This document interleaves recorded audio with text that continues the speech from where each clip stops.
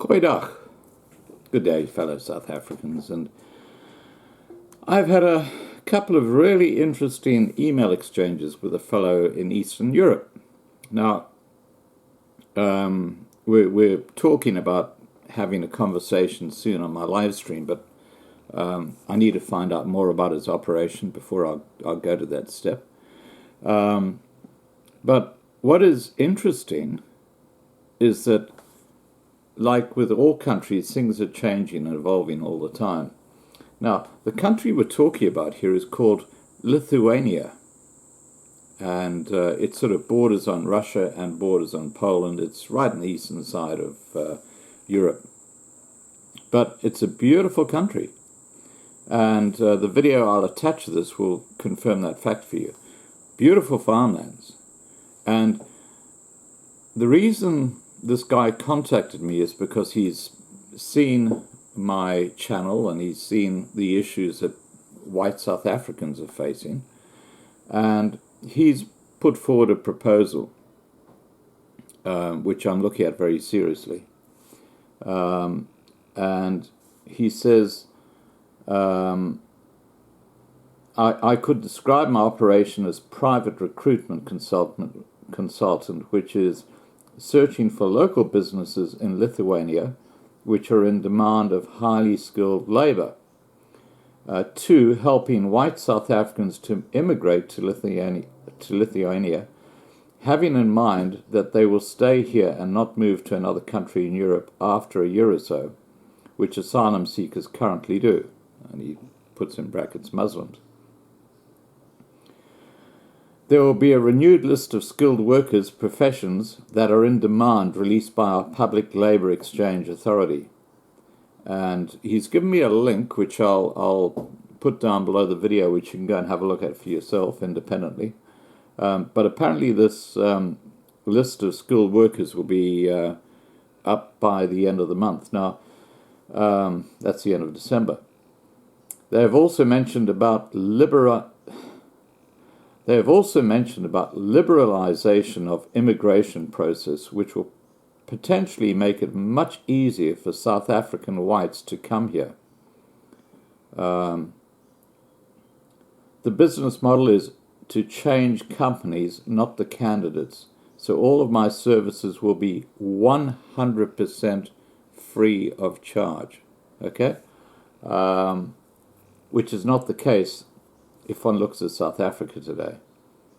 I've spoken to people living in South Africa, and they've confirmed that most of the local recruiters do charge the candidates, which is illegal to do in Europe. I might need your help on putting my advertising or politically correct to reach as many South Africans as possible who are willing to migrate. I look forward to hearing from you in the sooner. So here's the plan. And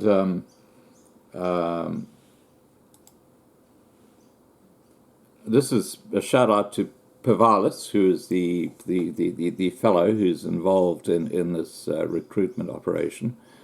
I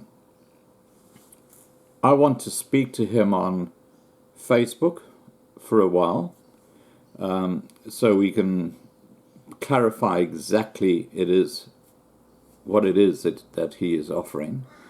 And once we've done that, what I'll do is I'll invite him to come to my live stream channel, which I'll link again below, and there we'll discuss a whole lot of opportunities that Lithuania might offer white South Africans. One thing I can tell you about Lithuania is it's probably one of the safer countries in Europe. Even though it borders onto Russia, it's totally independent from Russia. It is not communist. It is very progressive, and their prime minister has been there for nearly 10 years. And they have probably the best basketball team in the world, which means that, you know, the men and the women in Lithuania are very, very tall, which means that they obviously have very good nutrition. So, without any further ado, please subscribe to be kept informed.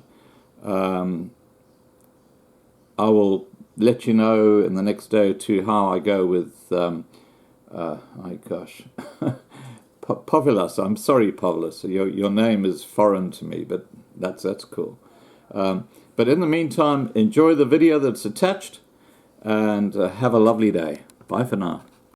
I've been traveling the world for the past 5 years, and every time I'd meet people on the road, they'd ask, "Where do you come from?" I'd always come back saying Lithuania, just to hear them go, "Huh?" Then I would spend 15 minutes explaining what Lithuania was, that it was actually an independent country, that we had our own language, and that we weren't located on planet Mars. At some point it became a little annoying to have to explain the same thing over and over and over and over again. So I decided to make this video where I'll tell you everything you need to know about my beautiful country, so that the next time we meet on some random mountain in the Himalayas, you'll go, "Dude, I know what Lithuania is." So without further ado, here's everything you need to know about my gorgeous little country, Lithuania.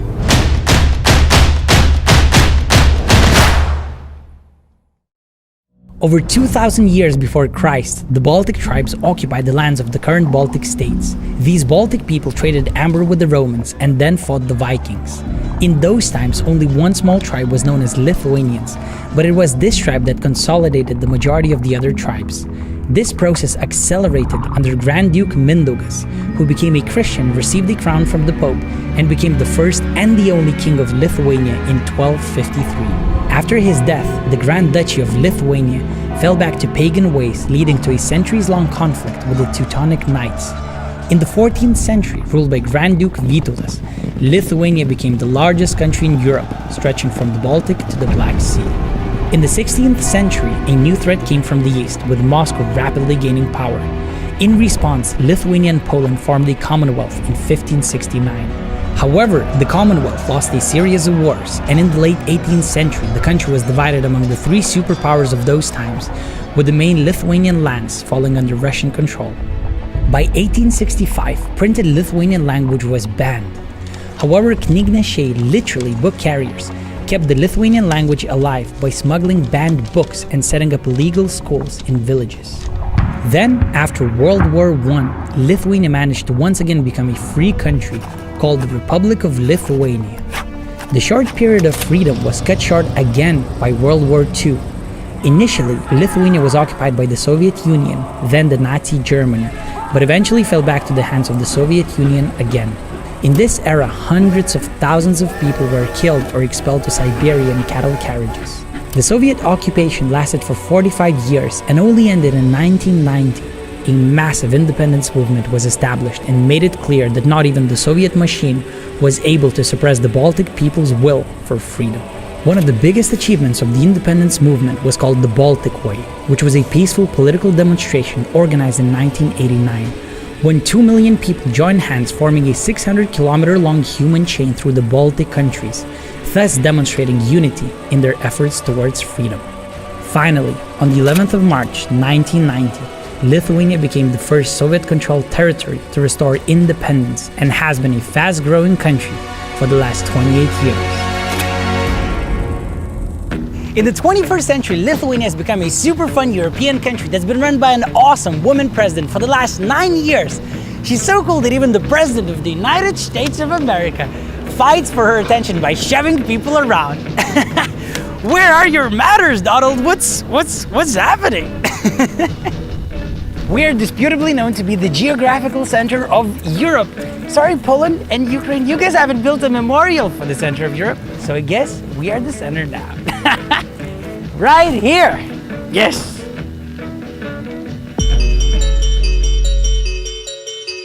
And we are absolutely crazy about basketball.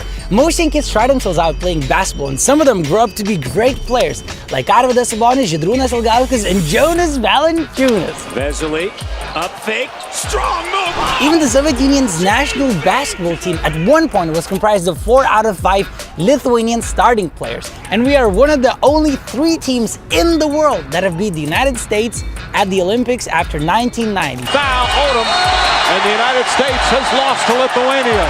A tiny country of 3 million people no one knows about beat the United States of America at the Olympics? Oh, that must have hurt, bro. Our most famous dish is called cepeliny, named after a Zeppelin airship. It's these huge potato pastries with meat inside and sour cream on top. We also have vedarai, which is pig's intestine stuffed with meat and potatoes and sour cream on the side. If you're looking to gain another few extra kilos, check out Jamaichu blini. Next level potato pancakes that are filled with meat and, yes, you guessed it, sour cream on top. Last but not least, let's not forget my personal favorite, the infamous, the legendary, the one and only, my boy, Saltivarste. Yes, your eyes ain't playing you. It really is a cold pink beetroot soup with dill, onions, eggs, potatoes inside, and of course, sour cream on top. Lithuania boasts 4 very distinct seasons. Autumn, when it's raining all the time. Winter, when you pray you won't freeze to death today. Spring, when the nature comes alive with the most magnificent colors. And summer, when everyone's out on the beach trying to soak up enough sun for the whole year. Spoiler alert, it never works out. Ooh, yeah! We have tons of lush forests, countless huge lakes, and magnificent coastal dunes.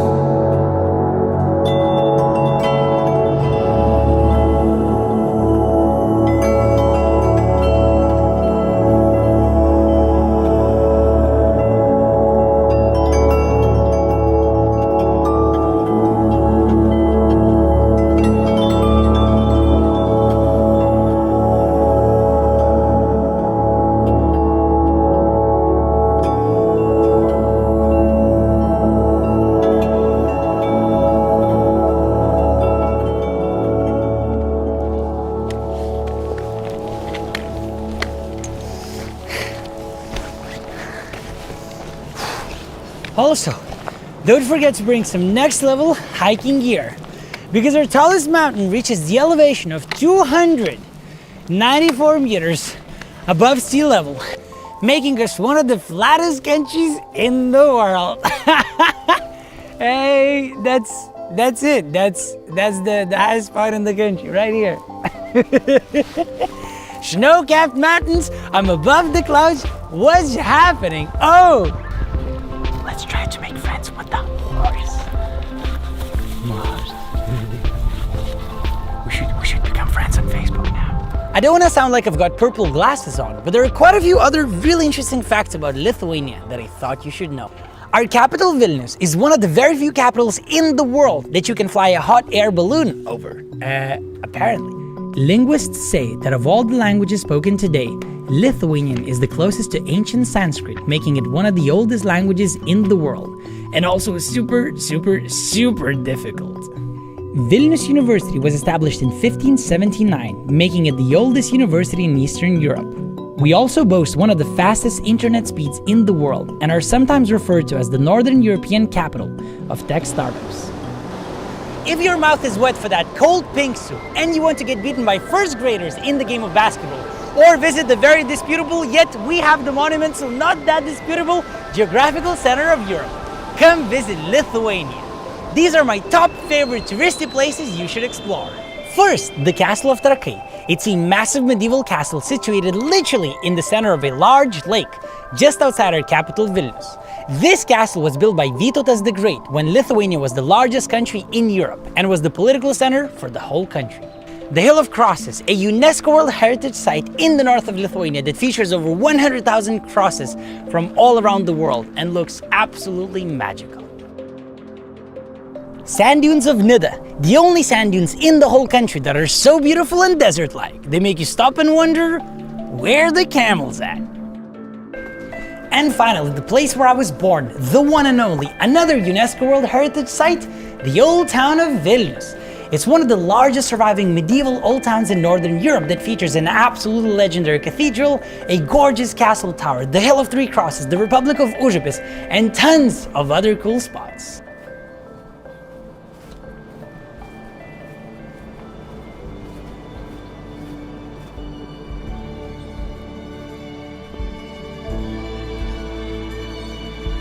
Now that you watched the whole video, you need to promise me two things. First, when you meet me on some random mountain in the Himalayas, approach me and say, dude, do you come from that really cool tiny country in Europe that has the best soup ever, or what? Secondly, post this video on your social media with the hashtag #Shaltibarshche and show your friends how knowledgeable you are about them tiny, gorgeous countries of the world. Thank you very much for watching the video, and stay awesome wherever you are in the world. Bang!